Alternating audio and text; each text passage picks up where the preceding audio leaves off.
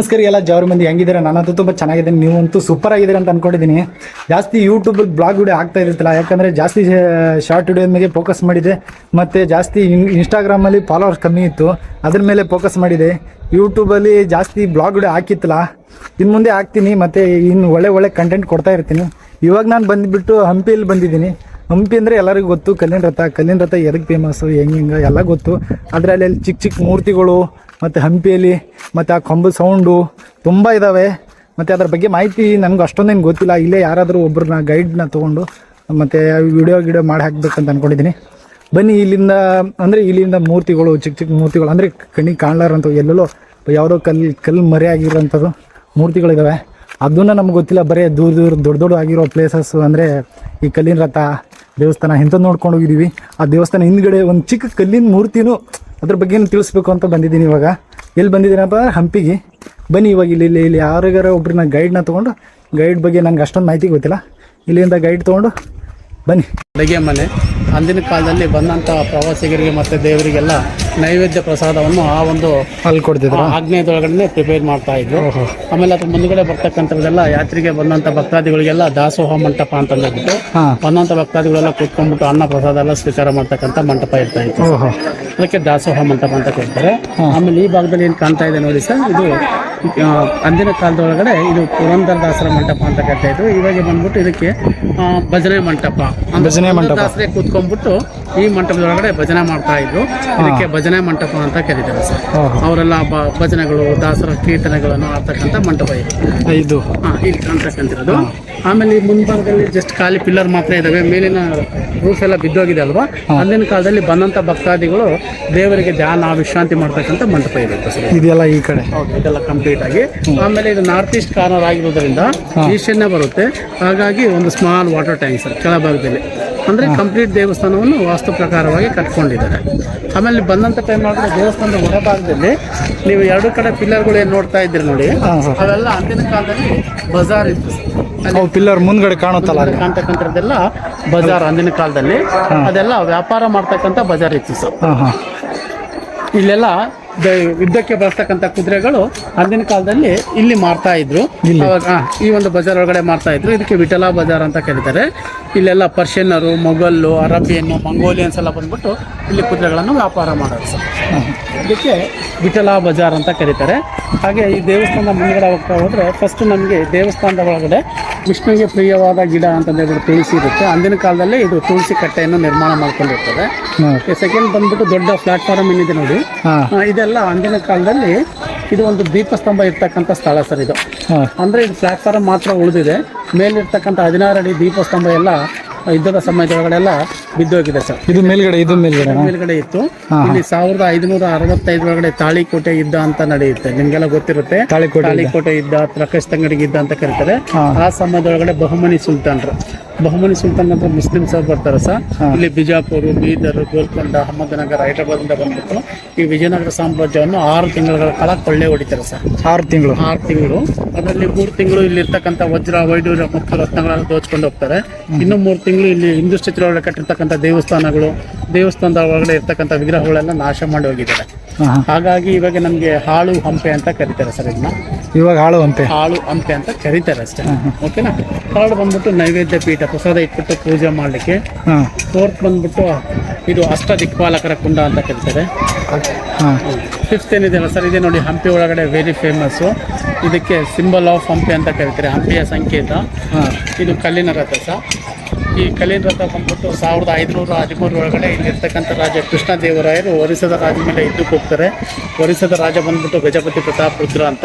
ಆ ರಾಜ ಮೇಲೆ ಯುದ್ಧವನ್ನು ಗೆದ್ದ ನಂತರ ಅಲ್ಲೇ ಇರ್ತಕ್ಕಂಥ ಸೂರ್ಯ ದೇವಸ್ಥಾನ ಕೋನಾರ್ಕಿಗೆ ಭೇಟಿ ಕೊಟ್ಬಿಟ್ಟು ಅಲ್ಲಿ ದೊಡ್ಡದಾಗಿರ್ತಕ್ಕಂಥ ಕಲ್ಲಿನ ರಥ ನೋಡ್ಬಿಟ್ಟು ಇನ್ಸ್ಪೈರ್ ಆಗಿ ನಮ್ಮ ರಾಜ್ಯದಲ್ಲಿ ಒಂದು ಕಲ್ಲಿನ ರಥ ನಿರ್ಮಾಣ ಮಾಡಬೇಕಂತ ಇದೊಂದು ಕಲ್ಲಿನ ರಥವನ್ನು ನಿರ್ಮಾಣ ಮಾಡಿದ್ದಾರೆ. ವಿಕ್ಟೋರಿ ಪರ್ಪಸ್ ನಿರ್ಮಾಣ ಮಾಡಿರ್ತಕ್ಕಂಥ ಇದು ಕಲ್ಲಿನ ರಥ ಸರ್.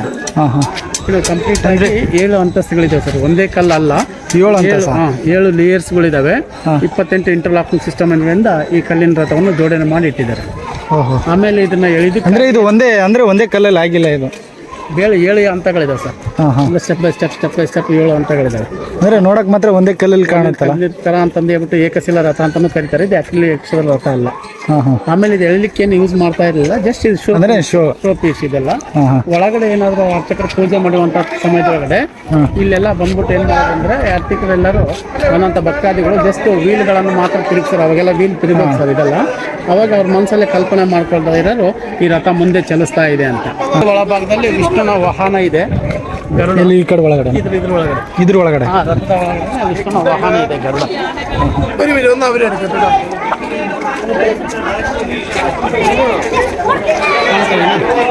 ಮಾನವರೂಪದಲ್ಲಿ ಗರುಡ ಇದೆ, 2 ಕಡೆ ರೆಕ್ಕೆಗಳಿದ್ದಾವೆ, ಮೇಲ್ಗಡೆ ವಿಷ್ಣುನ ಸಿಂಬಲ್ ಇದೆ ನೋಡಿ. ನಾವು ಇದಕ್ಕೆ ಗರುಡ ವಾಹನ, ಗರುಡ ಮಂಟಪ ಅಂತ ಕರೀತಾರೆ. ಆಮೇಲೆ ರಥದ ಮುಂದೆ 2 ಆನೆಗಳಿದೆ. ಇವೆಲ್ಲವೂ ಅಂದಿನ ಕಾಲದಲ್ಲಿ 2 ಆನೆಗಳಿರಲಿಲ್ಲ, ಕುದುರೆಗಳಿತ್ತು. ಕುದುರೆಗಳನ್ನೆಲ್ಲ ಬಹುಮನಿ ಸುಲ್ತಾನ್ ನಾಶ ಮಾಡಿದ ನಂತರ ಶೋ ಪರ್ಪಸ್ಗೆ ಆರ್ಕ್ಲೈನ್ ಡಿಪಾರ್ಟ್ಮೆಂಟರು ಆನೆಗಳು ತೊಗೊಂಬಂದು ಇಟ್ಟಿದ್ದಾರೆ. ಇಲ್ಲಿ ಕುದುರೆ ಇತ್ತು ಅನ್ನಲಿಕ್ಕೆ ಎವಿಡೆನ್ಸು ಆನೆ ಹಿಂದುಗಡೆ ನೋಡ್ಬೋದು ನೀವು, ಕುದುರೆ ಕಾಲು ಮತ್ತು ಬಾಲ ಇದೆ. ಅಲ್ಲಿ ಹಿಂದ್ಗಡೆ ಇದೆ ಅಲ್ಲಿ ಹಿಂದ್ಗಡೆ ಇದೆ. ಇದು ಕಲ್ಯಾಣ ಮಂಟಪ ಅಂತಂದಿತ್ತು. ಅಂದಿನ ಕಾಲದಲ್ಲಿ ಈ ಒಂದು ಮಂಟಪದ ಒಳಗಡೆ ದೇವರ ಕಲ್ಯಾಣೋತ್ಸವಗಳು ಮಾಡ್ತಕ್ಕಂಥ ಮಂಟಪ ಇರುತ್ತೆ. ಇದು ಸಾಮಾನ್ಯ ಜನರಿಗೆ ಮದುವೆ ಮಾಡಲಿಕ್ಕೆ ಅವಕಾಶ ಇರ್ತಾ ಇರಲಿಲ್ಲ. ಇದು 1 ತಲೆ 2 ದೇಹಗಳು ಇರ್ತಕ್ಕಂಥದ್ದು. ಇದು 1 ತಲೆ ಇದೆ, 2 ದೇಹಗಳಿದ್ದಾವೆ. ಈ ಕಡೆಯಿಂದ ಕ್ಲೋಸ್ ಮಾಡಿ ನೋಡಿದ್ರೆ ಹಸು ಕಾಣುತ್ತೆ, ಈ ಕಡೆಯಿಂದ ಕ್ಲೋಸ್ ಮಾಡಿ ನೋಡಿದ್ರೆ ಆನೆ ಕಾಣುತ್ತೆ. ಇದಕ್ಕೆ ಗೌರಿ ಗಣೇಶ ಅಂತ ಹೇಳ್ಬಿಟ್ಟು ಕರೀತಾರೆ. ಗೌರಿ ಗಣೇಶ. ಇಲ್ಲಿ ಒಂದು ಮದ ಇರ್ತಕ್ಕಂಥ ಆನೆ ಒಂದು ಗಿಡವನ್ನು ಕೀಳೋ ಥರ ಕಾಣ್ತಾ ಇದೆ. ಇಲ್ಲಿಂದ ಕ್ಲೋಸ್ ಮಾಡಿ ನೋಡಿದ್ರೆ ಗಣೇಶ ಕಾಣುತ್ತೆ. ಇವೆಲ್ಲ ಒಂದು ಕಾಲದಲ್ಲಿ ಒಂದು ಶಿಲ್ಪಿಯ ಕಲಾ ಚಾತುರ್ಯ ಅಂತಂದು ಹೇಳ್ಬಿಟ್ಟು. ಇದಕ್ಕೆ ಮಕರ ಯಾಲಿ ಅಂತ ಕರೀತಾರೆ. ಅಲ್ಲಿ ಒಂದು ಕಾಣುತ್ತೆ, ಇವು ಕಂಬದ ಮುಂದ್ಗಡೆ ಕಾಣ್ತಾ ಇದಲ್ಲ, ಅದಕ್ಕೆ ಮಕರ ಯಾಲಿ ಅಂತ ಕರೀತಾರೆ. ಒಂದೇ ಕಲ್ಲಲ್ಲಿ 6 ರೀತಿಯ ಪ್ರಾಣಿಯ ಭಾಗಗಳಿದ್ದಾವೆ. ಒಂದೇ ಕಲ್ಲಲ್ಲಿ ಒಂದೇ ಒಂದು ಪಿಲ್ಲರ್ ಒಳಗಡೆ ಒಂದೇ ಪ್ರಾಣಿ ಒಳಗಡೆ 6 ರೀತಿಯ ಪ್ರಾಣಿಯ ಭಾಗಗಳಿದ್ದಾವೆ. ನೋಡಿ, ಕಣ್ಣು ನೋಡಿದ್ರೆ ಲುಕ್ ಲೈಕ್ ಎ ಡ್ರ್ಯಾಗನ್ ಕಣ್ಣಿದೆ. ಕಿವಿ ನೋಡಿದ್ರೆ ನರಿ ತರ ಕಿವಿ ಕಾಣುತ್ತೆ. ಬಾಯಿ ಮತ್ತು ಹಲ್ಲುಗಳನ್ನು ನೋಡ್ತಾ ಇದ್ರೆ ನಮ್ಗೆ ಮೊಸಳೆ ತರ ಕಾಣುತ್ತೆ. ಸೊಂಡಿಲು ಆನೆ ತರ ಇದೆ, ದೇಹ ಕುದುರೆ ತರ ಇದೆ, ಕಾಲು ಸಿಂಹದ ತರ ಇದೆ. ಅಂದರೆ ಇಲ್ಲಿರ್ತಕ್ಕಂಥದ್ದೆಲ್ಲ ಪ್ರಾಣಿಗಳು ತುಂಬ ಶಕ್ತಿಶಾಲಿಯಾಗಿರ್ತಕ್ಕಂಥ ಪ್ರಾಣಿಗಳು. ವಿಜಯನಗರ ಕಾಲದಲ್ಲಿ ಒಬ್ಬ ರಾಜನಾಗಬೇಕಾದ್ರೆ, ಒಬ್ಬ ಸೈನಿಕನಾಗಬೇಕಾದ್ರೆ ಆ ರಾಜನಿಗೆ ಮತ್ತು ಆ ಸೈನಿಕನಿಗೆ ಈ ಥರ ಪ್ರಾಣಿಗಳ ಕ್ವಾಲಿಟೀಸ್ ಇರಬೇಕಂತಂದೇಳಿ. Very nice. ಇದು ಒಂದೇ ಕಲ್ಲಲ್ಲಿ 6 ರೀತಿಯ ಪ್ರಾಣಿಗಳನ್ನು ಕೆತ್ತನೆ ಮಾಡಿದ್ದಾರೆ. ಅದು ಇದು ಬ್ಯೂಟಿಫುಲ್ ಆಗಿದೆ ನೋಡಿ. ಜಸ್ಟ್ ಈ ಭಾಗದಿಂದ ಕ್ಲೋಸ್ ಮಾಡಿ ನೋಡಿದ್ರೆ ಒಂದು ಕಪ್ಪೆ ನೀರೊಳಗೆ ಜಂಪ್ ಮಾಡೋ ಪೊಸಿಷನಲ್ಲಿ ಕೂತ್ಕೊಂಡಿದೆ. ಹೌದಾ? ಸೆಕೆಂಡ್ ಈ ಭಾಗದಿಂದ ಕ್ಲೋಸ್ ಮಾಡಿ ನೋಡಿದ್ರೆ ಕೆಳಗಡೆ ಶಿವಲಿಂಗ ಇದೆ, ಮೇಲ್ಗಡೆ ಸರ್ಪ ಎಳೆಯುತ್ತಿರೋ ತರ ಕಾಣುತ್ತೆ. ನಾಗಲಿಂಗ, ಶಿವಲಿಂಗ ಅಂತ ಕರಿತೀವಿ ನೋಡಿ, ಆ ತರ ಕಾಣುತ್ತೆ. ಈ ಭಾಗದಿಂದ ಕ್ಲೋಸ್ ಮಾಡಿ ನೋಡ್ತಾ ಹೋದ್ರೆ ಒಂದು ತಾಯಿ ಕೋತಿ ಮಗು ಕೋತಿನ 2 ಕೈಗಳು ಹಿಡ್ಬಿಟ್ಟು ಮೇಲೆ ಎತ್ತಿರೋ ತರ ಕಾಣುತ್ತೆ. ಹೌದಾ? ಈ ಭಾಗದಿಂದ ಕ್ಲೋಸ್ ಮಾಡಿ ನೋಡ್ತಾ ಹೋದ್ರೆ ಇದು ಹನುಮಂತ ಪೋಷನಲ್ಲಿ ಜಂಪ್ ಮಾಡಿರ್ತಕ್ಕಂಥ ಹನುಮಂತ. ಇದು ಫ್ಲೈಯಿಂಗ್ ಹನುಮನ್. ಇದು ಹನುಮಂತನ ಬಾಲ. ಇದು right leg, left leg, body, ಕೈ, ತಲೆ. ಓಕೆ, ಸ್ವಲ್ಪ ಈ ಭಾಗಕ್ಕೆ ಬಂದರೆ ಇಲ್ಲಿಂದ ಕ್ಲೋಸ್ ಮಾಡಿ ನೋಡಿದ್ರೆ ಇದು ಸಿಟ್ಟಿಂಗ್ ಚಿಂಪಾಂಜಿ ಕೂತಿರೋ ಥರ ಕಾಣುತ್ತೆ. ಚಿಂಪಾಂಜಿ ಬಾಲ, ಕಾಲು ಬೆಂಡಾಗಿದೆ, ಬಾಡಿ, ಕೈ, ತಲೆ. ಇಲ್ಲಿಂದ ಕ್ಲೋಸ್ ಮಾಡಿ ನೋಡಿದ್ರೆ ಒಂದು ತಾಯಿ ಕೋತಿ ಕೂತ್ಕೊಂಡ್ಬಿಟ್ಟು ಮಗು ಕೋತಿಗೆ ಹಾಲು ಉಣಿಸೋ ಥರ ಕಾಣುತ್ತೆ. ಫೀಡಿಂಗ್. ಒಂದೇ ಕಲ್ಲಲ್ಲಿ 6 ರೀತಿಯ ಪ್ರಾಣಿಗಳು. ಇದಕ್ಕೆ ಶಿಲ್ಪಿಯ ಕಲಾ ಚಾತುರ್ಯ ಅಂತ ಕರೀತಾರೆ. ಇದಕ್ಕೆ ಓಹೋ. ಈ ಗರ್ಭಗುಡಿ ಒಳಗಡೆ ಇವಾಗ ಯಾವುದೇ ಕಾರಣಕ್ಕೂ ಮೂರ್ತಿ ಇಲ್ಲ. ಈ ಮೂರ್ತಿಗೆ ಯಾವುದೇ ರೀತಿಯಿಂದಾಗಿ ಎವಿಡೆನ್ಸ್ ಇಲ್ಲ. ಈ ಮೂರ್ತಿ ಯುದ್ಧದ ಸಮಯದೊಳಗಡೆ ಹಾಳಾಗಿದೆ ಮತ್ತು ಇಲ್ಲಿಂದ ತಗೊಂಡು ಮಹಾರಾಷ್ಟ್ರ ಪಂಡ್ರಾಪುರದಲ್ಲಿ ಇಟ್ಟಿದ್ದಾರೆ ಅಂತ ಹೇಳ್ತಾರೆ. ಯಾವುದಕ್ಕೂ ಎವಿಡೆನ್ಸ್ ಇಲ್ಲ. ಇವಾಗ ಮಾತ್ರ ನೋಡಲಿಕ್ಕೆ ಜಸ್ಟ್ 2 ಖಾಲಿ ಪೀಠಗಳು ಮಾತ್ರ ಇದೆ, 2 ಪೆಡೆಸ್ಟಲ್ ಮಾತ್ರ ಇರ್ತಕ್ಕಂಥದ್ದು. ಮೂರ್ತಿ ಯಾವುದೇ ಕಾರಣಕ್ಕೆ ಇಲ್ಲ ಇಲ್ಲಿ. ಇದು ವಿಜಯ ವಿಠಲ ಟೆಂಪಲ್ ಆಗಿರೋದ್ರಿಂದ ವಿಷ್ಣುನ ವಾಹನ ಗರುಡ ಅಲ್ವಾ, ಹಾಗಾಗಿ ಆ ರಥದ ಒಳಗಡೆ ಗರುಡ ವಿಗ್ರಹವನ್ನು ನೋಡ್ಬೋದು ನೀವು. ನಾನು ತೋರಿಸ್ದಲ್ಲ ಅವಾಗ ಮಾನವ ರೂಪದಲ್ಲಿ Garuda, exactly opposite, face to face ಇರುತ್ತೆ. ಫೇಸ್ ಟು ಫೇಸ್ ಆ ಕಡೆಯಿಂದ ಈ ಕಡೆ. ಹೌದು. ಇಲ್ಲಿ ವಿಷ್ಣುನ ದೇವಸ್ಥಾನ ಆಗಿರೋದ್ರಿಂದ ವಿಷ್ಣುನ ದ್ವಾರಪಾಲಕರು. ಈ ಕಡೆ ಜಯ ಇದ್ದಾರೆ, ಈ ಕಡೆ ವಿಜಯ ಇತ್ತು, ವಿಜಯ ಎಲ್ಲ ನಾಶ ಮಾಡಿ. ಇದು ಎಲ್ಲ ಒಂದು ರಾಮಾಯಣಕ್ಕೆ ಸಂಬಂಧಿಸಿರ್ತಕ್ಕಂಥ ಸ್ಟೋರಿ ಇರುತ್ತೆ. ಇಲ್ಲಿರ್ತಕ್ಕಂಥ ಹನುಮಂತ ಲಂಕಾದಹನ, ಬಾಲಕ್ಕೆ ಬೆಂಕಿ ಹಚ್ಚಿದ ನಂತರ ಲಂಕಾದಹನ ಇರ್ತಕ್ಕಂಥ ಸ್ಟೋರಿ ಇದೆ. ಇಲ್ಲಿ ಕುಂಭಕರ್ಣ ಮಲಗಿದ್ದಾನೆ, ಅವನು ಎಬ್ಸ್ಲಿಕ್ಕಂತಾನೆ ಮೇಲ್ಗಡೆ ಹಸುಗಳು ದನಗಳು ಇದ್ದಾರೆ ಸರ್. 6 ತಿಂಗಳಿದ್ದೆ 6 ತಿಂಗಳು ಹೆಚ್ಚಿರುತ್ತೆ. ಅದ್ರ ಮೇಲ್ಗಡೆ ನೋಡ್ತಾ ಹೋದ್ರೆ ರಾವಣನ ಮಗ ಇಂದ್ರಜಿತ್ತು ಮತ್ತು ಲಕ್ಷ್ಮಣ ಯುದ್ಧ ಆಡ್ತಾ ಇದ್ದಾರೆ. ಹನುಮಂತನ ಮೇಲೆ ಇರ್ತಕ್ಕಂಥದ್ದು ಲಕ್ಷ್ಮಣ, ಅಪೋಸಿಟ್ ಆಗಿರ್ತಕ್ಕಂಥದ್ದು ಇಂದ್ರಜಿತ್ತು. ಬ್ರಹ್ಮಾಸ್ತ್ರದಿಂದ ಹನುಮಂತನ ಹೊಡೆದ ನಂತರ ಹನುಮಂತ ಮೂರ್ಛೆ ಹೋಗ್ತಾನೆ.